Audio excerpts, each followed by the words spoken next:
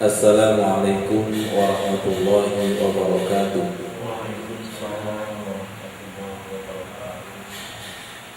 A'udzu billahi minasyaitonir rajim. Bismillahirrahmanirrahim. Alhamdulillahi rabbil alamin. Rabbi shrah li sadri wa yassir li amri wahlul 'uqdatam min lisani yafqahu qawli. Subhanaka la ilma lana illa ma 'allamtana innaka antal alimul hakim. Wattaqullaha wa yu'allimukumullah wa 'allamahu min ladunna ilma. Asyhadu an la ilaha illallah wa asyhadu anna Muhammadar Rasulullah. Allahumma shalli ala sayyidina Muhammad wa ala alihi wa sahbihi ajma'in, amma ba'd.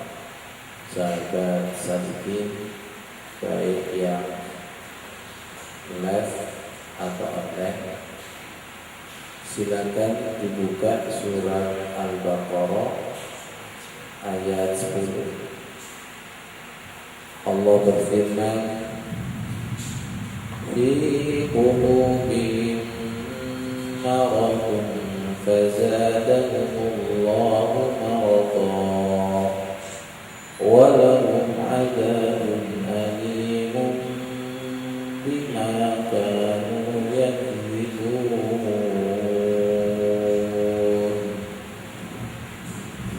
Fi qulubihim maradun, di dalam hati mereka ada penyakit.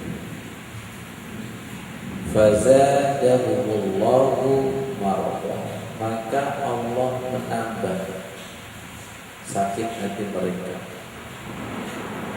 Walahu adzabun alim, dan bagi mereka siksaan yang sangat pedih. Kenapa mereka disiksa? Bima kanu yakdzibun, sebab mereka mendustakan ayat-ayat Allah. Orang yang sakit, ya, Pak Amin, orang yang sakit itu tidak bisa merasakan nikmatnya makanan. Orang yang sakit, jangankan nasi satu piring, nasi satu sendok aja maunya balik, muntah. Ketika sehat, satu piring, dua piring habis. Kalau ada yang sakit, apalagi asam lambung itu naik, masalah. Yang jadi masalah adalah nafsu makan kita itu kemana? Makan tidak bernafsu, tidur juga tidak bisa. Badan sakit itu seperti itu. Yang tadinya ketika sehat semua makanan masuk, berbayu-bayu, semua makanan masuk, minuman masuk. Tapi ketika giginya sakit atau sariawan, itu makanan tidak bisa masuk, bahkan cenderung hambar. Hati yang sakit itu lebih parah daripada itu. Bayangkan, doa, bacaan mulai takbir sampai salam itu tidak ada rasanya sama sekali. Dan kita harus berani mengakui ketika bacaan doa itu tidak ada rasanya, ketika gerakan tidak ada rasanya, berarti hati kita itu sakit. Fi qulubihim maradun, di dalam hati mereka. Ini enaknya Pak Maimin, di dalam hati mereka apa di dalam hati kita? Bisa dibedakan. Kalau di dalam hati mereka, seakan-akan ayat ini bukan untuk kita. Di dalam hati kita itu masih banyak penyakit yang disadari atau tidak disadari. Untuk kita saja, agar mulai takbir sampai salam, lezatnya, lezatus sholat itu bisa dirasakan. Dan ketika hati kita sembuh perlahan demi perlahan, maka nikmatnya doa itu mulai muncul. Nikmatnya doa iftitah mulai muncul. Nikmatnya doa ruku mulai muncul. Ditandai dengan ketika sudah hafal doa ruku yang pertama, kepingin menikmati doa ruku yang kedua. Akhirnya nanti muncul doa yang tak terputus. Sinyal kita sering terputus. Rasa doa kita itu sering terputus. Jadi nanti di balik doa ada doa itu sampai di sini saja, sampai di sini saja. Tapi yang kita cari adalah rasa doa, lezatnya doa. Jenengan pernah makan enggak? Makan itu kalau enak kan ada rasanya. Nah, rasanya itu mengajak kita ke dalam. Betul Pak Arif? Rasanya itu mengajak kita ke dalam. Kalau rasanya tambah enak, berarti rasanya semakin ke dalam. Semakin sehat hati seseorang itu, berarti doa itu punya rasa yang tak terbatas. Lihat penyakitnya, bimakamu yakzibun, bimakamu yakzibun. Jadi doa tidak ada rasanya itu dikarenakan tidak percaya. Tidak percaya. Hati-hati. Bacalah Al-Quran, bacalah doa dengan percaya, dengan keimanan. Berkali-kali kita sampaikan apa sih yang disebut dengan kadzab. Kadzab itu kan julukan orang yang pendusta. Disebut pendusta, antara lisan dengan hati itu tidak nyambung, tidak sama. Antara bacaan doa sholat dengan hatinya itu tidak sama. Boleh nggak Pak Lofur saya sebut ini hatinya sakit? Orang yang hatinya sehat itu pasti antara lisan dengan hati menyamakan. Sebelum kita berdusta kepada orang lain, kita itu sudah berbohong kepada diri sendiri. Siapa itu? Orang yang sakit. Masa dirinya sendiri dibohong? Gimana yang kubur?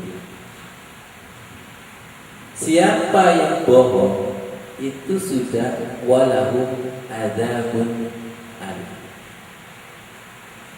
Ada ketenangan enggak orang yang bohong itu? Orang yang bohong itu sudah diazab. Apa? Gelisah, ketakutan, was-was, takut ketahuan. Itu sudah azab. Dan nanti ketika bohongnya betul-betul diketahui oleh orang, istrinya, suaminya, atau atasannya, tambah azab lagi. Karena kamu bohong, saya PHK. Azab.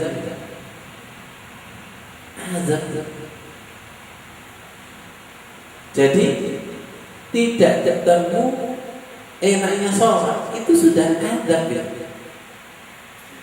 Siksaan. Real. Ada lagi. Sebentar sholatnya, tapi rasanya lama, itu azab gitu.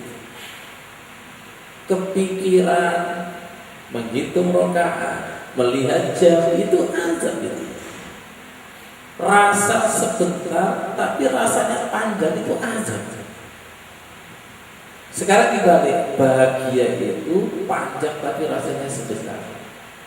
Andai kata hari ini rasa hati kita itu bahagia, maka sehari itu rasanya 1 jam. Betul.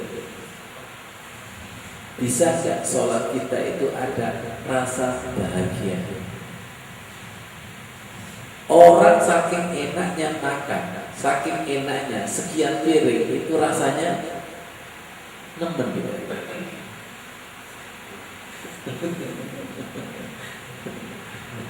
Dan mereka rata-rata berpikir, saya kan mensyukuri nikmat Ustaz. Yo, kalau bab mensyukuri nikmat makanan lakomnya, kita bisa nggak mensyukuri nikmat musuh kemudian dia kepengen sholat sunnah lagi, kepengen sholat sunnah lagi, itu dong. Kalau kita mensyukuri nikmat, coba fi qulubihim maradun. Harus kita resapi ayatnya. Jangan sampai hati kita itu ada penyakitnya. Sampai saya pernah nulis artikel yang berjudul infus sholat. Infus sholat. Kenapa seseorang itu kok diinfus? Karena mulutnya tidak bisa dilewati oleh makanan. Sedangkan tubuhnya ini butuh makanan. Kalau tidak makan nanti lemes. Akhirnya makanannya lewat infus, biar tubuhnya tetap sehat. Betul kan? Apakah nanti kita ketika jalur umum sholat kita itu tidak bisa masuk, kemudian nunggu kita disolati? Paham Pak? Itu namanya infus sholat itu.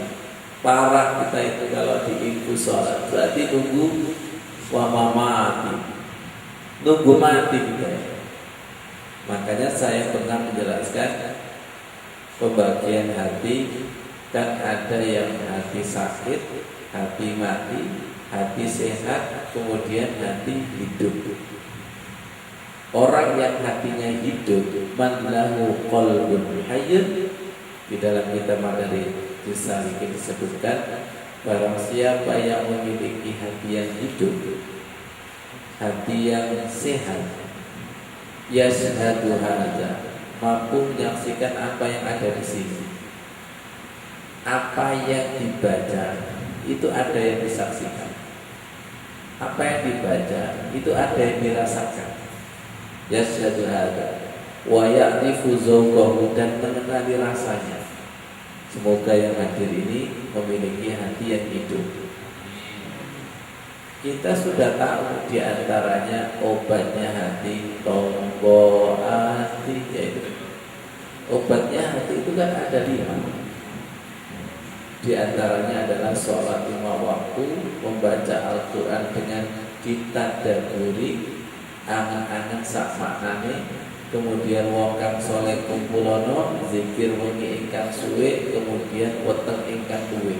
Itu yang menjadikan hati itu hidup. Sahabat sekalian, tolong perhatikan. Ternyata Al-Quran itu hanya bisa diakses oleh orang yang hatinya hidup. Tidak hanya Al-Quran, ternyata sholat itu hanya bisa diakses orang yang punya aplikasi hatinya hidup. Ketika hatinya itu hidup, maka semua doa-doa sholat itu mampu diakses.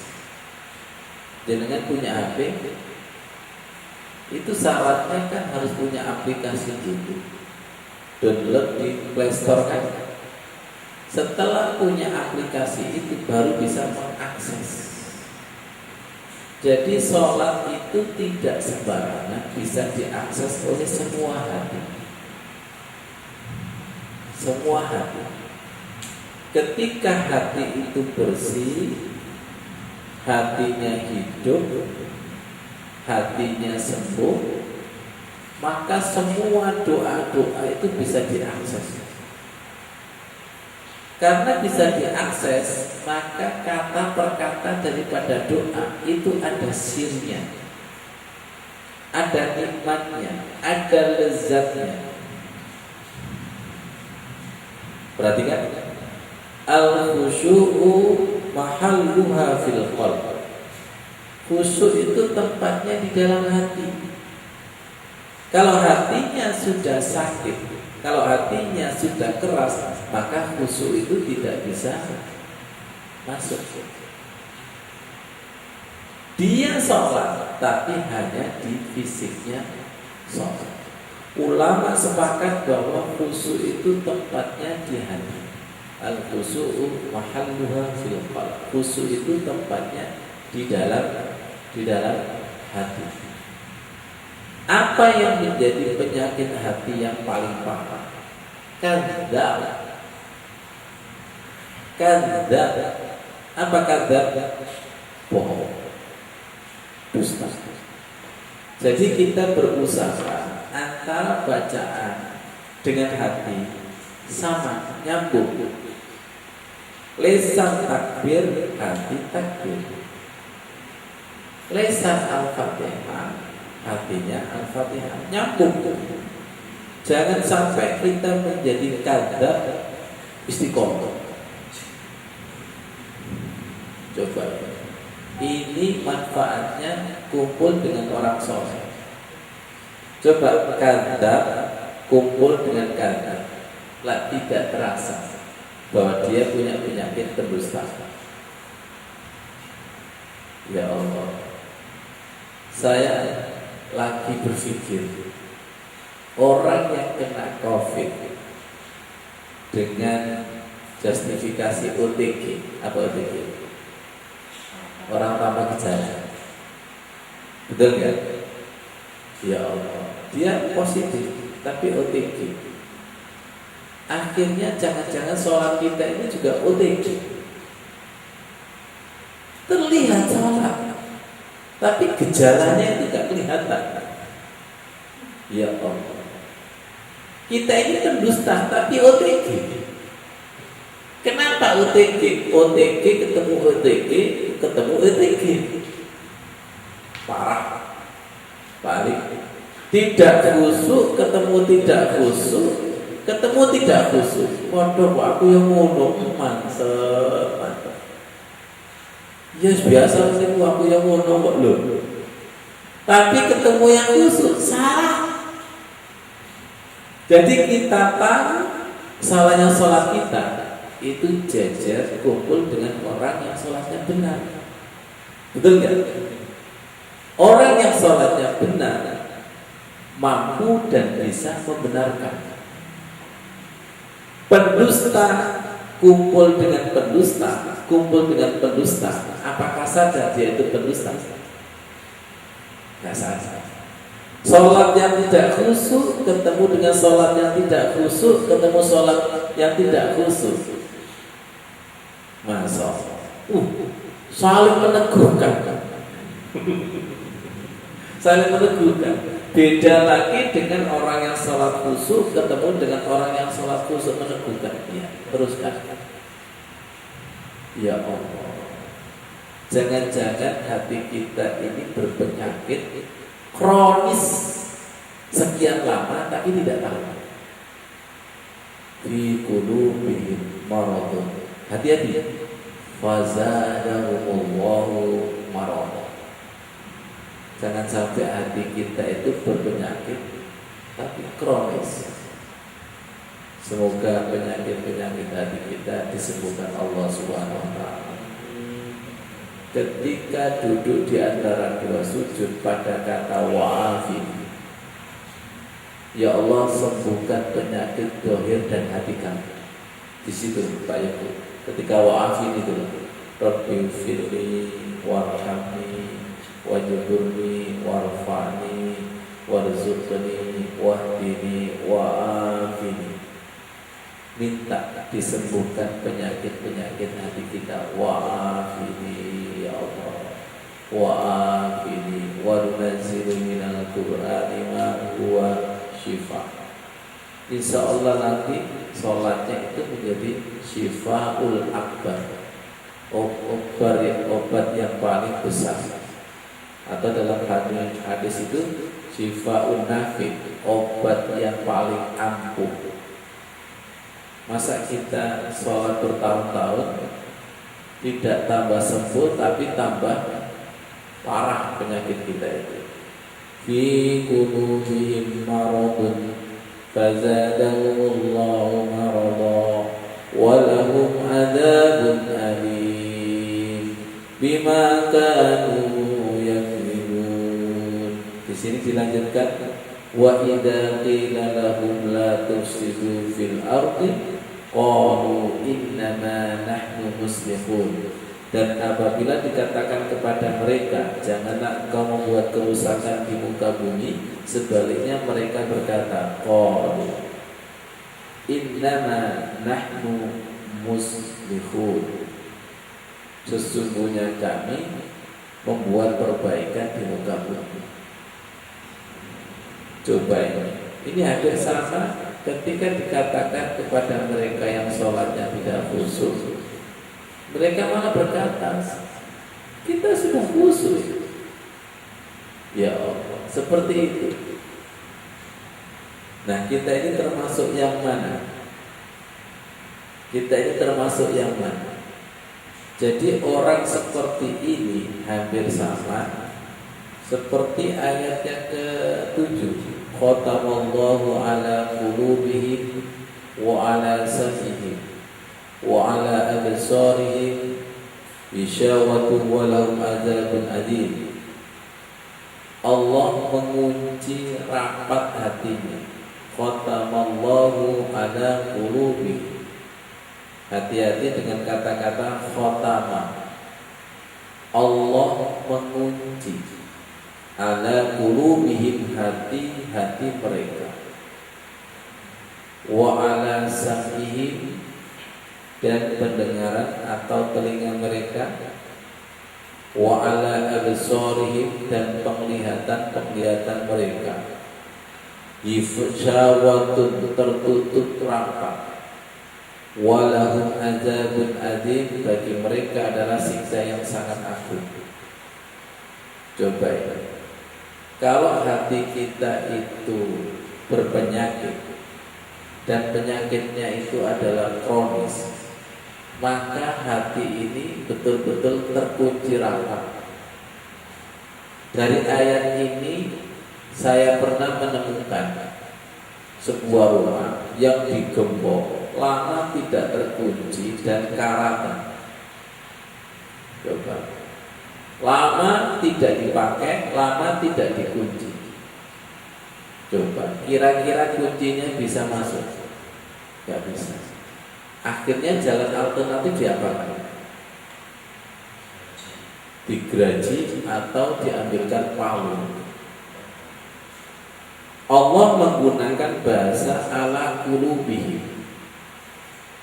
Jadi seakan-akan hati kita ini berlapis-lapis dan masing-masing lapis itu ada gemboknya, ada kuncinya.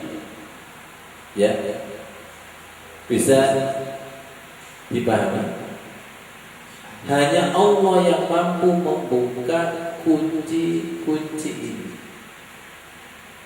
Caranya bagaimana? Istighfar. Caranya bagaimana? Mengaku di hadapan Allah. Tingkatan Nabi gak bisa, tingkatan Ustadz tidak bisa. Ustadz hanya bisa memberikan keterangan. Ya, bisa dimatikan banyak. Ustadz hanya bisa memberikan keterangan bahwa dosisnya begini, resepnya begini. Setelah itu dikembalikan kepada pasien. Pasiennya itu mau sembuh apa tidak. Obat itu hanya sebagai alat. Wa idza maridtu fa huwa yashfi. Ketika aku sakit, fa huwa, maka dia Allah yashfi, yang menyembuhkan. Yang menyembuhkan itu adalah Allah. Cara yang paling cepat adalah taubatan nasuha. Taubat yang sungguh-sungguh. Kalau tobat, lihat, inni kuntu minaz zalimin, menggunakan jamak, zalimina menggunakan jamak. Di sini juga menggunakan jamak, khatamallahu ala qulubihim, menggunakan jamak. Hati itu berlapis-lapis. Lihat, cahaya terang itu nur ala nur, juga berlapis-lapis. Ternyata gelap itu juga berlapis-lapis. Tolong dibuka surat An-Nur ayat 40. Tolong dibuka surat An-Nur ayat 40. Au kazulumatin fi bahrin lujji yaghshahu mawjun min maut. Silakan dibuka surat An-Nur bersama-sama kita belajar. Halaman berapa? Surat An-Nur ayat 40. Au kazulumatin fi bahrin, diumpamakan seperti au kazulumatin fi bahrin, di dalam atau di dasar lautan. Fi bahrin lujji yaghshahu mawjun min fawqihi maut, di dasar laut digulung oleh ombak. Halaman ya,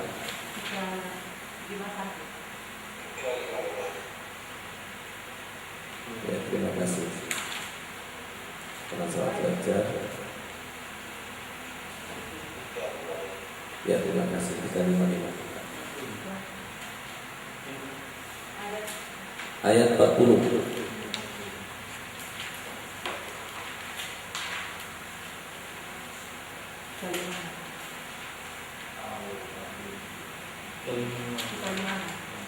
Tiga. Iya, bagus.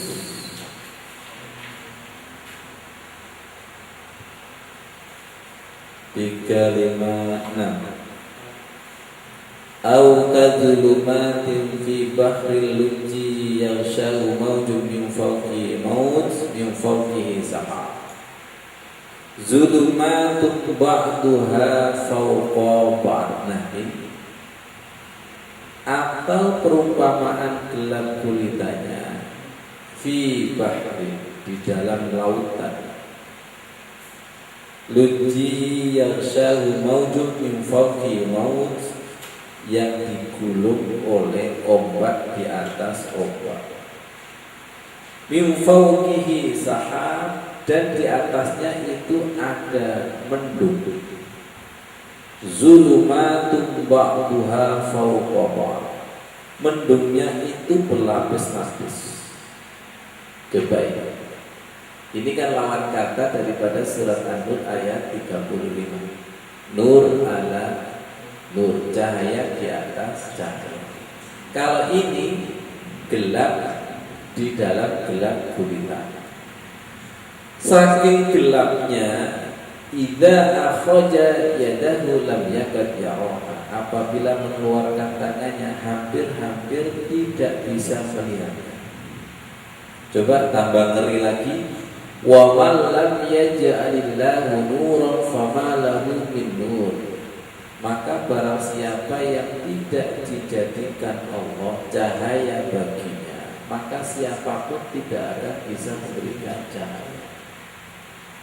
Coba nyambung kepada hadis wassolatu nur, itu baik. Sholat adalah cahaya. Ya gue ini Pak Imam, sholat itu cahaya. Banyak yang sholat tapi tidak mendapatkan cahaya. Jadi jangan dianggap orang yang sholat pasti ada cahayanya. Siapa itu? Gerak tidak ada rasanya, doa tidak ada rasanya, itu nggak dapat cahaya. Kalau sudah mendapatkan cahaya di balik gerak, di balik doa, itu ada nur ala nur. Sudah tidak ketemu enaknya gerak, sudah tidak ketemu enaknya bacaan, ternyata dilama-lamakan. Walahum azabun alim. Tambah tersiksa. Iki iman gak pengertian belas, takmirin nemen, semuanya salah. Iki gara-gara azan, muadzin salah, takmir salah, imam salah, plus anak-anak rame, tambah salah semua. Itu walahum azabun alim. Itu kan fi qulubihim maradun fazada, bertambah-tambah itu. Orang yang gelap gulita kan bertambah-tambah seperti itu. Ditunjukkan semuanya salah. Gak sadar ini kutu, sing salah itu ente. Ini kuntu, seharusnya ambil kesimpulan cepat, sing salah itu aku.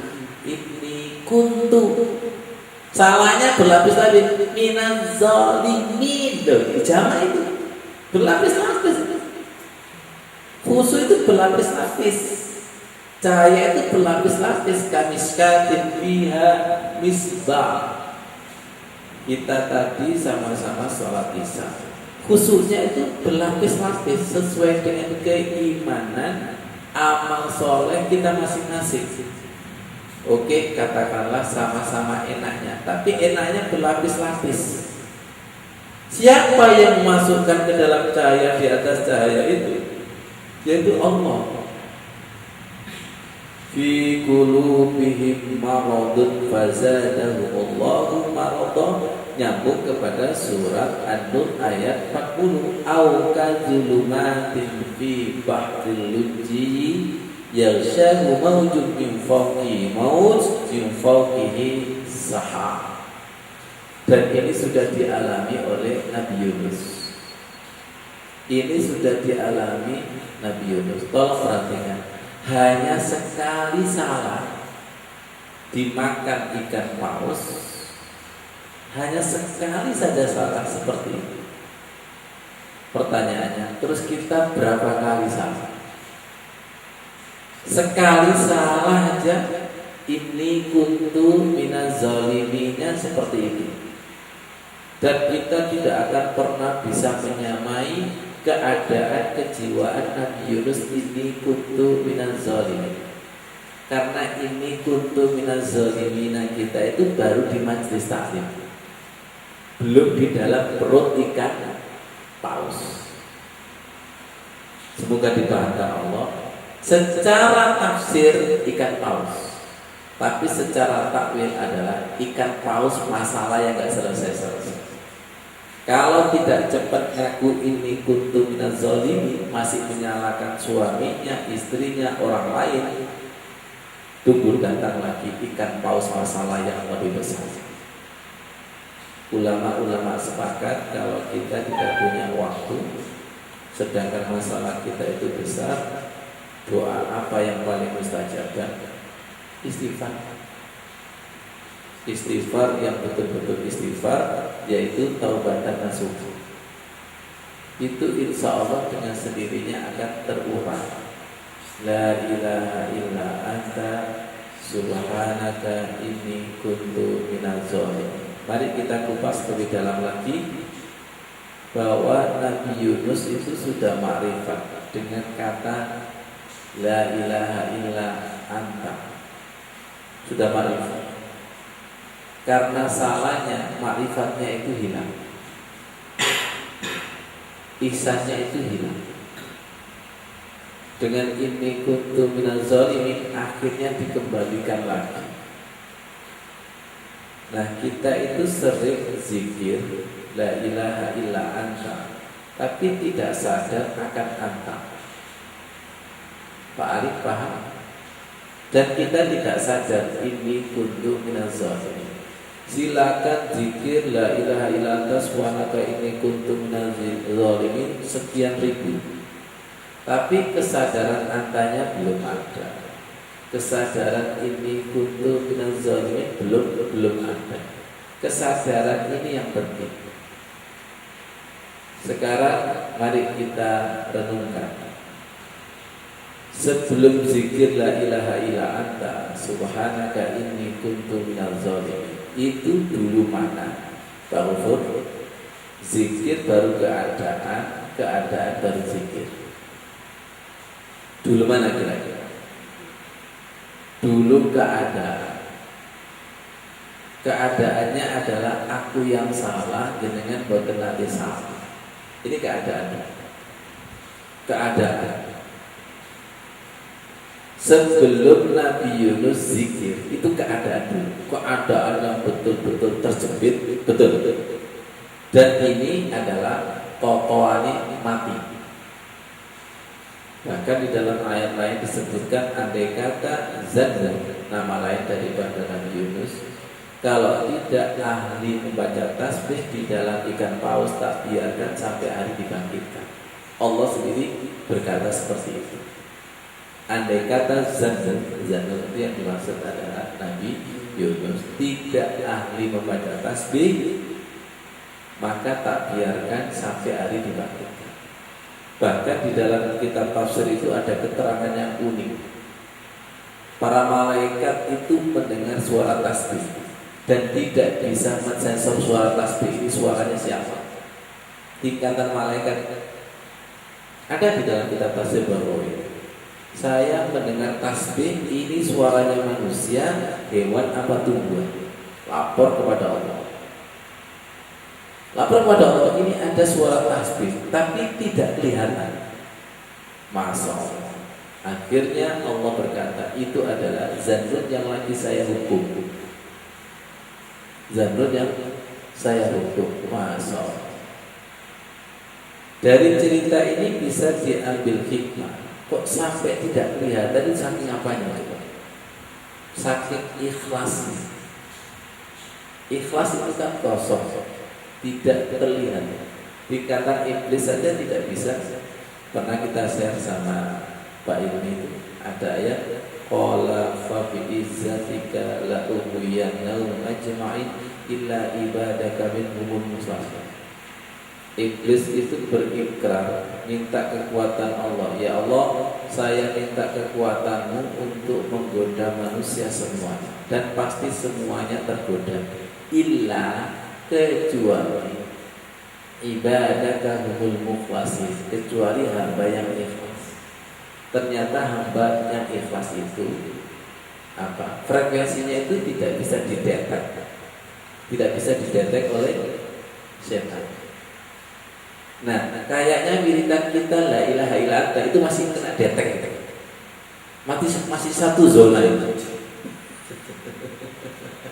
Satu zonanya begini. Ini kan wiridan la ilaha illa anta. Sedangkan sini itu protes. Aku salah apa sih Gusti? Aku salah apa sih Gusti? Kita ini kan lesan kita banyak wirid dan zikir. Lesan kita itu banyak doa. Tapi jeruane protes itu kan hampir sama dengan iblis. Iblis ini juga memanggil Allah itu menggunakan Rabbi, Tuhan. Tapi kejiwaannya itu gak terima manusia dijadikan khalifah di muka bumi. Jadi hati-hati ketika ada takdir Allah, katakanlah takdir buruk, kemudian kita tidak menerima takdir itu, tidak menerima apa, kemudian dikemas dengan wirid, dikemas dengan doa, mantap. Ini syar'i. Kan sekarang ada spa syar'i, senam syar'i, bab syar'i. Ini iblis syar'i. Ini iblis syar'i. Semoga tidak salah paham. Semoga tidak. Ini nggak gampang loh. Raditu billah robban nggak gampang. Jangan sampai kita menjadi iblis. Lesannya doa, lesannya zikir, lesannya syar'i, tapi hatinya itu tidak ridho. Tidak ridho. Coba kita zikir la ilaha illa anta subhanaka inni kuntu minaz zalimin. Masuk. Kita ini sering la ilaha illa anta, tapi kadzab. Paham betul maksudnya itu? Kembali kepada Al-Baqarah tadi lah, ayat 10 itu. Walahum azabun alimum bima kanu yakdzibun. Allah menyiksa mereka karena kadzabnya. Saya ini sudah wiridan la ilaha illa anta, tapi kok masalah saya kok ada pertanyaan seperti ini, ada keluhan seperti itu, pasti ada. Karena antara lisan dengan hatinya tidak sama.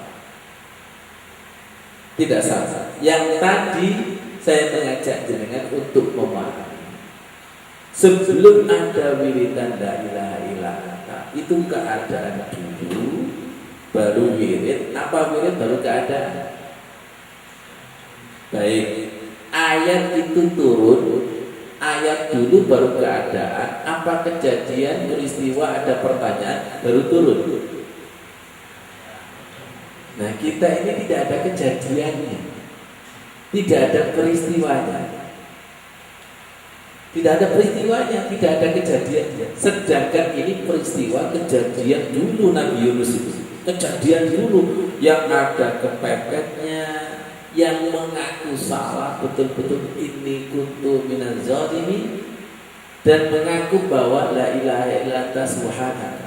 Ini kalau kita sederhanakan, jenengan buat nanti salah, bersih, suci, jenengan buat nanti salah, sing salah kulo.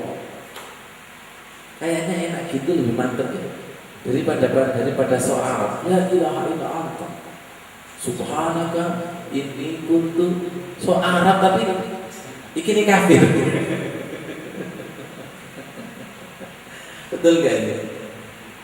Kira-kira doanya Nabi Yunus la ilaha illa anta subhanaka inni kuntu minaz zalimin nyambung An-Nur 40? Ya.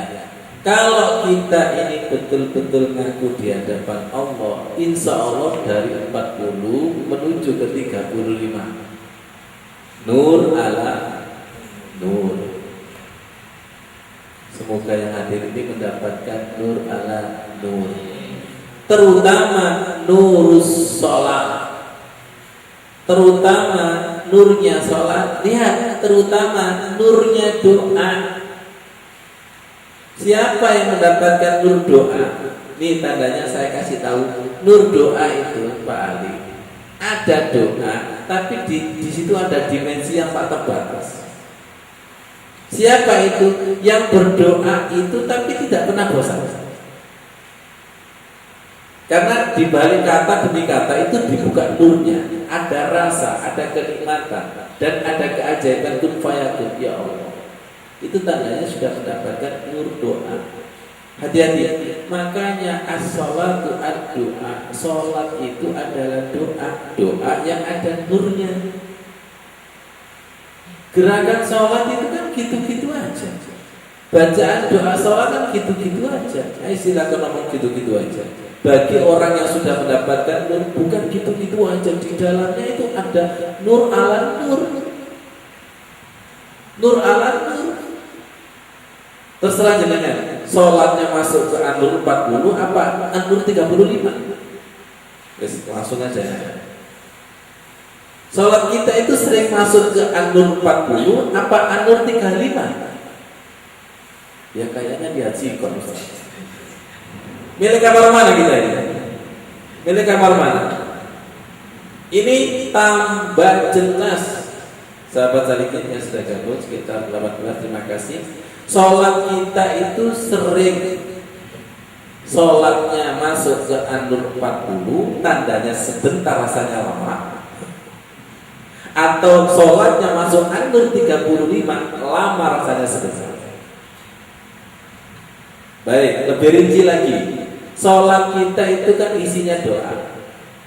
Doa itu lama rasanya sebentar, itu An-Nur 35.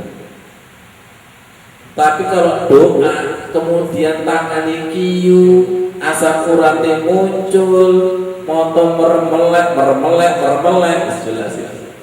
Jelas ini An-Nur 40 ini jelas. Sudah An-Nur 40 ditambah Al-Baqarah ayat 10. Fi qulubihim maradun fazadahumullahu marada. Takmir salah, kucing salah, anak salah. Ya Allah, semoga habis gelap terbitlah terang. Bukunya siapa ini? Raden Ajeng Kartini. Habis gelap terbitlah terang. Wa akhrijna minaz zulumati ilan nur. Setelah la ilaha illa anta subhanaka inni kuntu minaz zalimin, yahdillahu binurihi may yasha. Kami tegaskan wassalatu nur. Salat itu cahaya. Cuma cahaya khusyuk ini tidak diberikan kepada sebarang orang. Yahdillahu binurihi may yasha. Nur khusyuk ini diberikan kepada yang dikehendaki. Lihat saya, siapa yang dikehendaki? Lihat, yang berkehendak. Siapa yang berkehendak? Yang ingin. Lihat saya, Yang ingin pun ini belum tentu diingini. Ada yang diterima, ada yang ditolak. Ada yang ingin-inginan dan ada yang angin-anginan.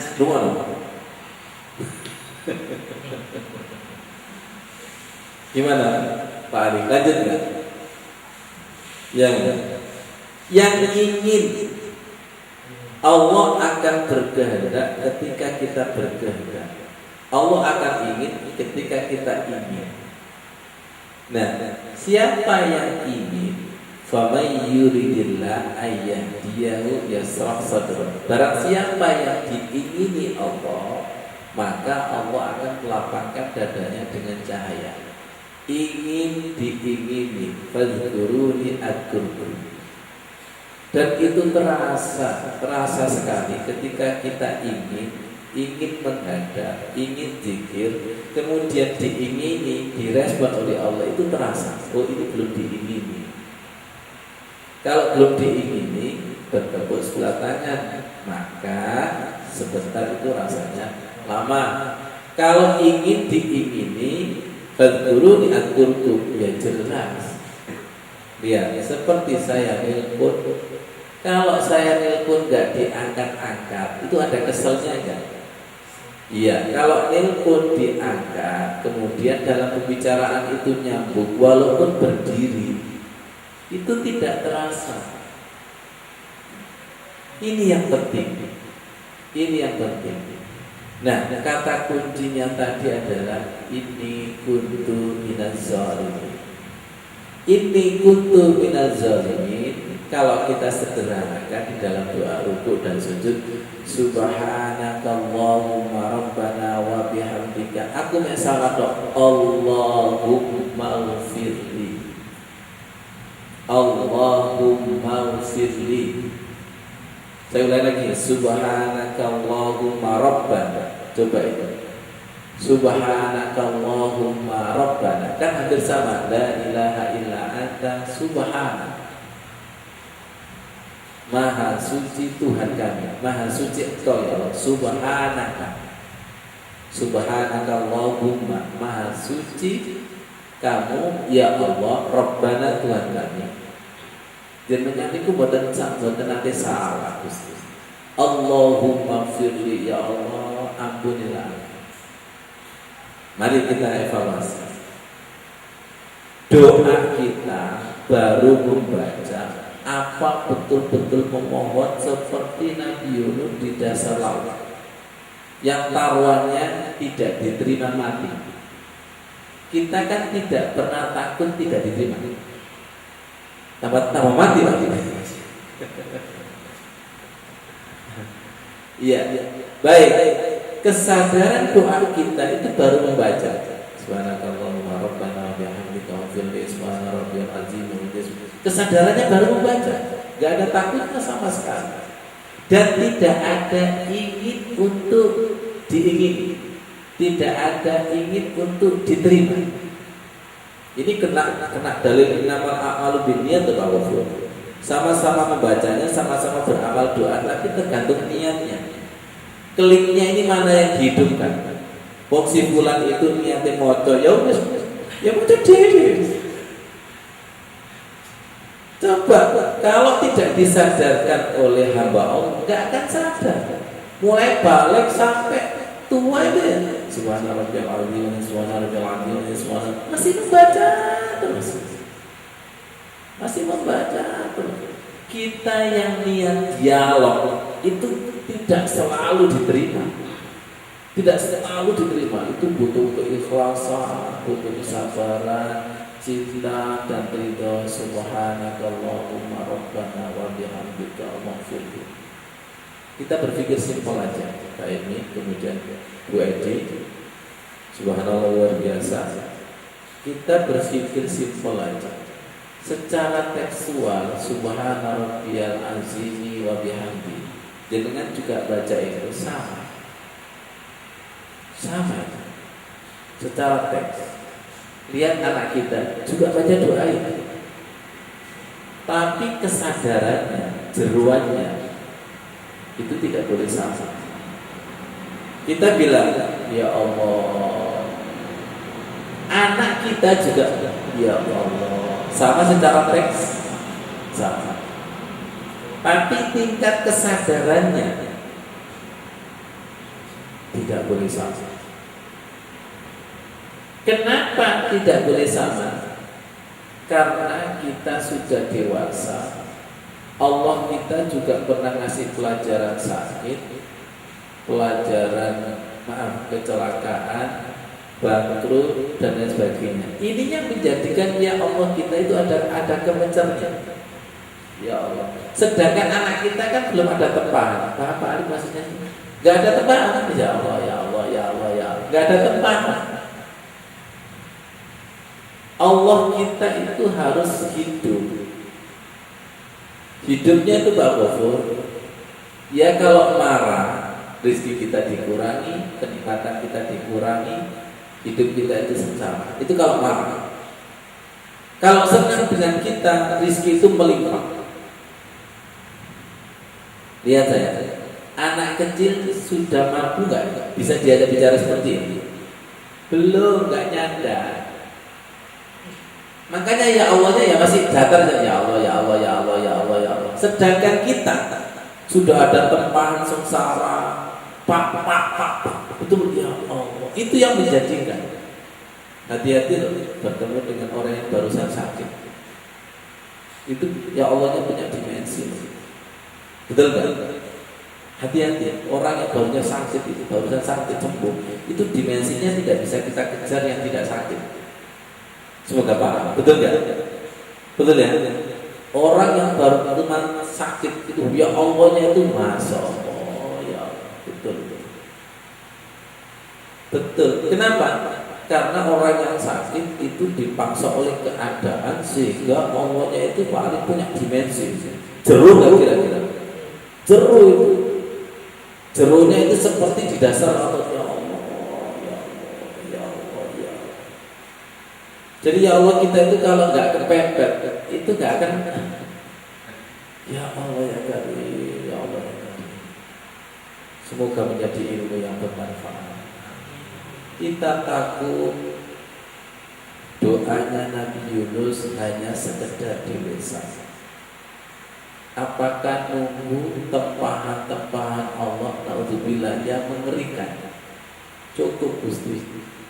Cukup Gusti. Ustaz cukup. Kita akan berdoa kepada Allah.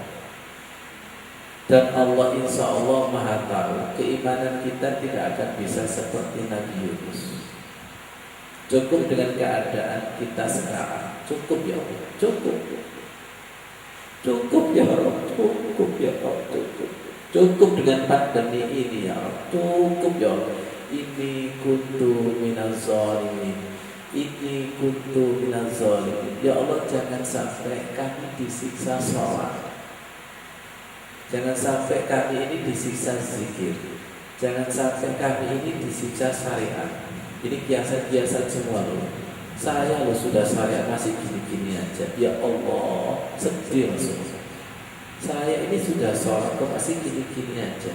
Saya ini sudah wiridan kok masih gini-gini aja. Orang seperti ini pasti diakui dan tidak itu kenyalanan Gusti Allah bener mengawai dewe. Ini kalau di cross check zikirnya apakah sudah standar, ibadahnya apakah sudah standar. Wis belum standar Gusti Allah disalah. Langsung ikan pausnya teko. Masalah gimana ya? Gak mempan, lorong, gak mempan, bangkrut, gak mempan, bojone mati, gak mempan, sampai kaki jenengan boten nganti salah. Ikut Pak. Jadi pada hakikatnya ketika sholat itu kita disuruh itu dengan boten nganti salah. Kula salah. Mari kita berdoa kepada Allah Subhanahu wa taala. Ya Allah, la ilaha illa anta, subhanaka inni kuntu minadh-dhalimin. Maafkan ya Allah, hamba sering menyalahkan Allah. La ilaha illa anta. Tolong dirasakan ikhlas. Masih jauh ya Allah.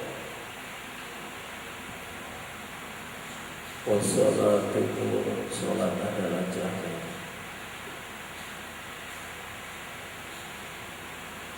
Silakan ngaku di hadapan semua, di hadapan Allah semua. La ilaha illa anta ya Allah. Subhanaka inni kuntu minadh dhalimin. Kula salah Gusti.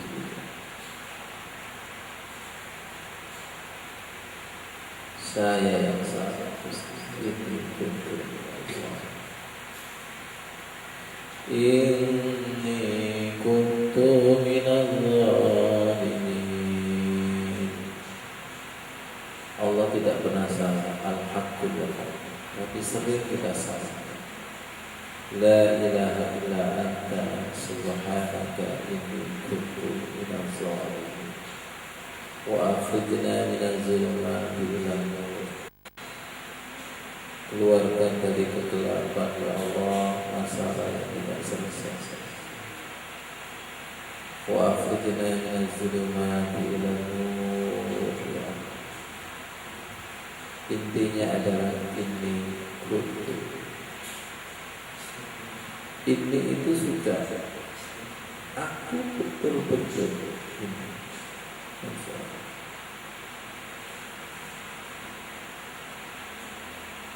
Surat An-Nur 40 menuju 35. Ya Allah, wa akhrijna minadz zulumati ilan nur. Wa akhrijna minadz zulumati ilan nur. Wa man lam yaj'alillahu nuran fama lahu min nur. Barang siapa yang Allah menjadikan tidak ada cahaya, maka siapapun tidak akan bisa berikan cahaya. Itu menunjukkan bahwa kita harus mengemis di hadapan Allah. Mengemis. Kenapa kok mengemis? Allahu nurus samawati wal ardh. Allah itu cahaya. Allah itu pemilik cahaya.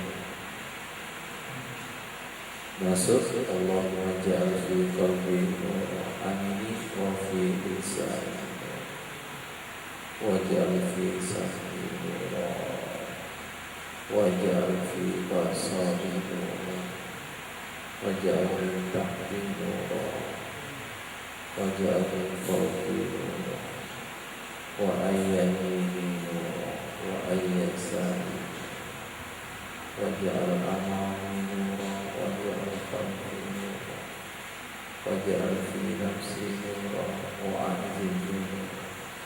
Nyambung kepada surat Al-Fatih yang dapat Rabbana atim lana nuran waghfir lana innaka ala kulli syai'in qadir.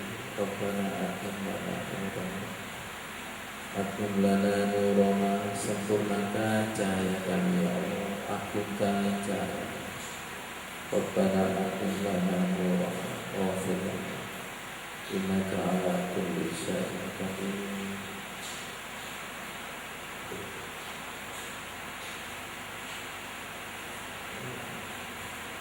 Wa akhrijna minadz zulumati ilan nur. Wa akhrijna minadz zulumati.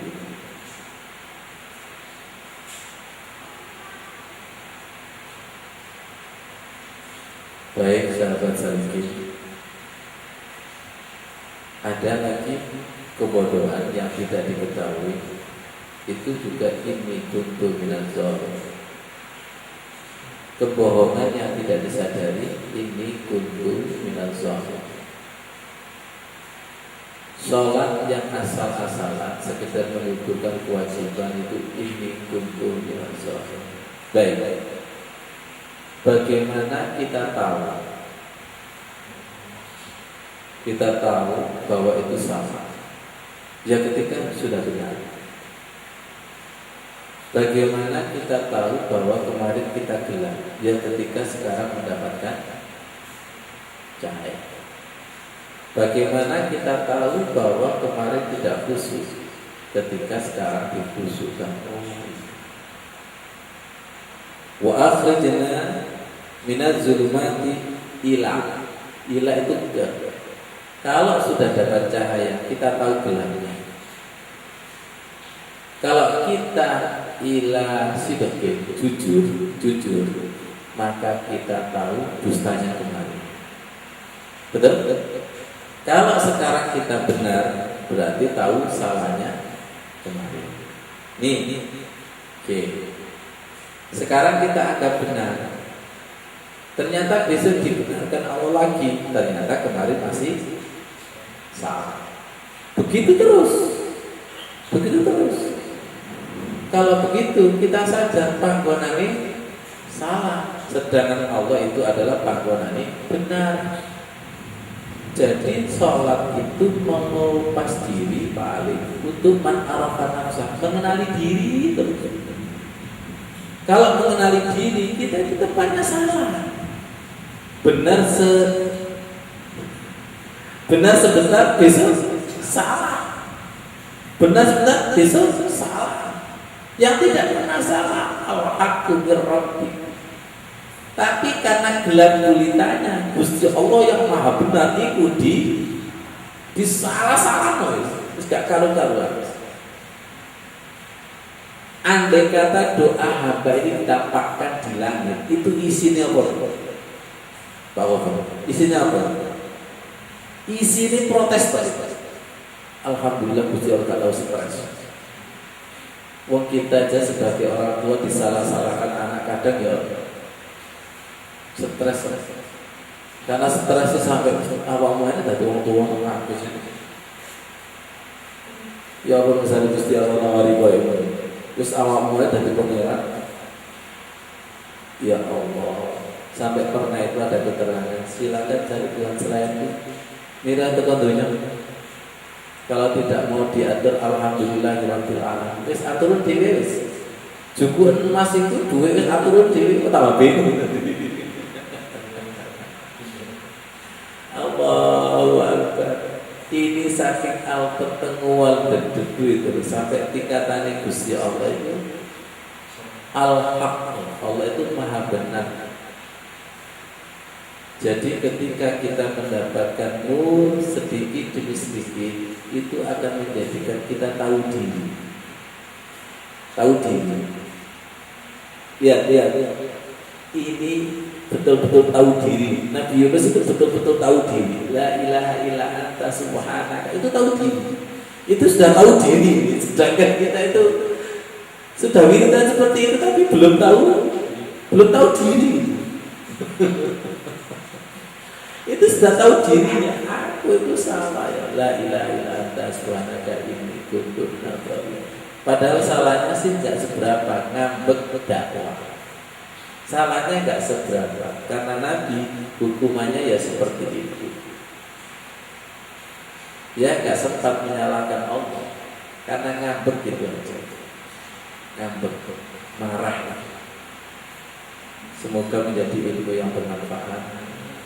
Ilmunya Allah Subhanahu Wa Taala hampir sama dengan pembelajaran kita ada di dalam surat Al-Baqarah. Amanar rasulu bima unzila ilaihi min rabbi wal mu'minun kullun amana billahi wa malaikatihi wa kutubihi wa rusulihi. Jadi dengan adanya cerita Nabi Yunus ini kita disuruh mengimani semua rasul. Tidak hanya mengimani Nabi Muhammad tapi semua rasul. Ini sindiran juga bagi saudara-saudara kita yang hanya mengimani Nabi tertentu. Dengan cerita Nabi Yunus ini, la ilaha illa anta subhanaka inni kuntu minaz zalimin. Surat An-Nur ayat 40, surat An-Nur ayat 35, kemudian surat Al-Baqarah ayat 10. Semoga ayat ini menjadi apa Pak Imam? Wa nunazzilu minal Qur'ani ma huwa shifaa. Dan semoga kita ikhlas. diberikan resep Al-Quran, diturunkan oleh Maha Dokter. Wa nunazzilu, dan kami menurunkan Al-Quran. Jadi enak sekali kalau kita belajar kemudian dipandu Al-Quran yang jelas benar. Lihat, hati-hati, jangan dipaksa Al-Quran sama dengan nafsu kita. Paksa nafsu kita sesuai dengan Al-Quran. Siap? Ada lagi Pak Gofur, jangan Allah paksa dengan nafsu doa kita. Mana wong ini? Saya ulangi lagi, jangan paksa Allah dengan nafsu doa kita, tapi paksa nafsu kita dengan kemauan Allah. Insya Allah, Allah sudah tahu keinginan kita, dan insya Allah sebelum terucap sudah tersedia. Nah, kita termasuk tipe yang mana? Betul. Baik, ini kita ini termasuk tipe yang mana? Kok kayaknya kita punya tipe Allah kita paksa dengan nafsu doa kita. Ada lagi nafsu muslimah,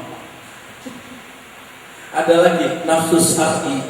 Kelihatannya syariat tapi isinya nafsu. Hati-hati loh ya, hati-hati loh. Casingnya kan syariat. Ini kan casingnya Robbi. Iblis itu kan casingnya biasanya Robbi, tapi jeroannya nggak nerimo. Hati-hati. Kalau ini Robbi itu kan artinya maha pengatur. Ya ini kudu nurut sing diatur. Robbi itu kan alhamdulillahirabbil alamin, segala puji bagi Tuhan pengatur. Robbi.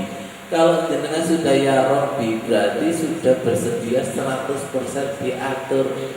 Ojo sok. Nah, ini kursi alhamdulillahi Rabbi. Ini Rabbi tapi ini gak gelem diatur. Kadang walahum azabun alimun bima kanu yakzibun. Makanya lisan kita dengan hati sudah bertentangan. Baik, kalau kita ini sering mengikuti kemauan Allah, maka kemauan kita akan dimaui Allah. Betul? Logikanya gampang. Kalau kita itu sering mengikuti kemauan orang tua, betul? Wong anak, semoga paham. Kalau kita sering mengikuti kemauan orang tua, dan orang tua itu lebih tahu kemauan anak, kebutuhan anak. Belum kita itu sudah yang sekarang menjadi orang tua pasti mengiyakan. Tapi kalau yang sekarang mendengarkan anak, bapakku namanya,